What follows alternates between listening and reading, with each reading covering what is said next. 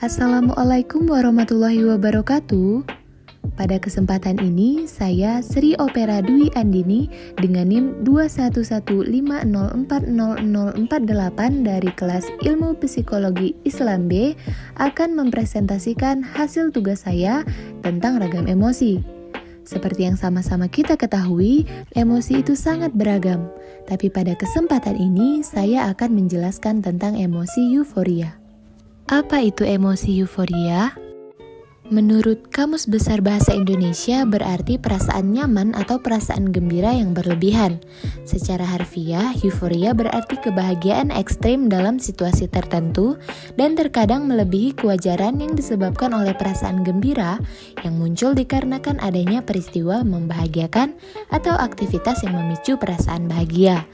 Nah, kalau dalam dunia psikologi, euforia didefinisikan sebagai peningkatan suasana hati dan kebahagiaan yang tidak mencerminkan realitas keadaan yang sesungguhnya.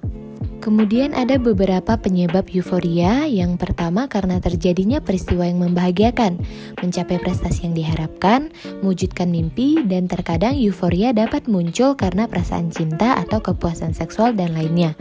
Namun ada kalanya euforia disebabkan oleh pilihan gaya hidup atau kondisi kesehatan mental yang terganggu. Beberapa penyebab tersebut adalah sebagai berikut. Yang pertama, fase manik. Pada fase ini, penderita bisa menyebabkan euforia berlebihan sehingga kemudian diikuti oleh perasaan depresi. Yang kedua, skizofrenia adalah gangguan mental yang menyebabkan penderitanya mengalami halusinasi, delusi, atau waham. Jadi bisa saja dia mengalami euforia yang berlebihan karena halusinasinya tersebut. Yang ketiga, penggunaan narkoba. Pemakaian narkoba seperti ganja, heroin, ekstasi, serta zat halusinogen dapat memicu euforia pada penggunanya. Kemudian ada gangguan otak atau cedera kepala dan hipoksia. Ada beberapa gejala-gejala dari euforia, yaitu merasakan kebahagiaan yang luar biasa, sangat gembira, merasa sejahtera, sangat riang, merasa aman, percaya diri, puas, dan bebas dari stres. Tetapi berikut adalah gejala-gejala euforia yang ikut menemani rasa bahagia berlebihan dan tidak normal yang dialami berkaitan dengan kondisi mental seseorang. Yang pertama yaitu halusinasi, kemudian kebingungan, kegelisahan, disorientasi, paranoid, dan perubahan suasana hati. Di sini terdapat gambar seseorang yang mengalami kebingungan akibat dari euforia. Dampak-dampak dari euforia bisa kita lihat pada tabel berikut. Ada dampak positif dan dampak negatif. Kita bahas satu persatu dari dampak positif. Yang pertama, menjaga kesehatan jantung. Yang kedua, terhindar dari stroke. Yang ketiga, memicu pola hidup sehat. Yang keempat, tekanan darah bakalan stabil. Yang kelima, lebih jarang mengalami nyeri atau sakit. Dan yang keenam, daya tahan tubuh lebih baik. Hal tersebut sudah pasti karena saat kita mengalami euforia positif, kita akan lebih cenderung bahagia, dan jika kita bahagia, hal-hal tersebut akan terjadi. Kemudian beberapa dampak negatif dari euforia adalah yang pertama, kita tidak makan, tidak tidur, resiko berhalusinasi, delusi, dan gangguan persepsi lainnya.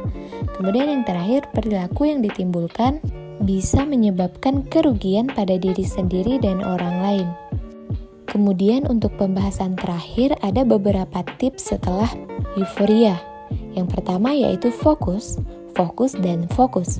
Saat kita tetap fokus terhadap sebuah tujuan, misal saat kita membeli barang yang kita suka, kita tahu bahwa ada tujuan mulia di balik terbelinya sebuah barang tersebut, sehingga kita tidak punya cukup waktu untuk tenggelam dalam sensasi euforia tersebut.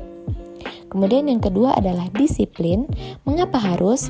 Ya, karena hanya dengan kedisiplinanlah kita terbiasa untuk membedakan mana yang prioritas dan mana yang bukan, sehingga sensasi euforia dapat kita manage lebih baik. Kemudian yang terakhir adalah tetap sadar dan waspada bahwa kondisi kebahagiaan tersebut adalah sesaat. Tujuannya adalah tubuh dan otak kita masih bisa merespon dan kembali ke ritme tubuh sedia kala sebelum terjadinya euforia. Jadi yang dapat saya simpulkan dalam presentasi kali ini adalah alangkah baiknya jika kita menyadari bahwa kondisi bahagia atau sedih harusnya dapat kita rasakan dan kita ekspresikan sewajarnya saja. Cukup adalah baik, sehingga di saat kondisi euforia tadi sudah berlalu, kita tidak terlalu kaget dan menyesali akan apa yang telah kita peroleh. Baiklah, mungkin hanya itu yang dapat saya sampaikan pada presentasi ini. Maaf kalau ada kata yang salah. Assalamualaikum warahmatullahi wabarakatuh.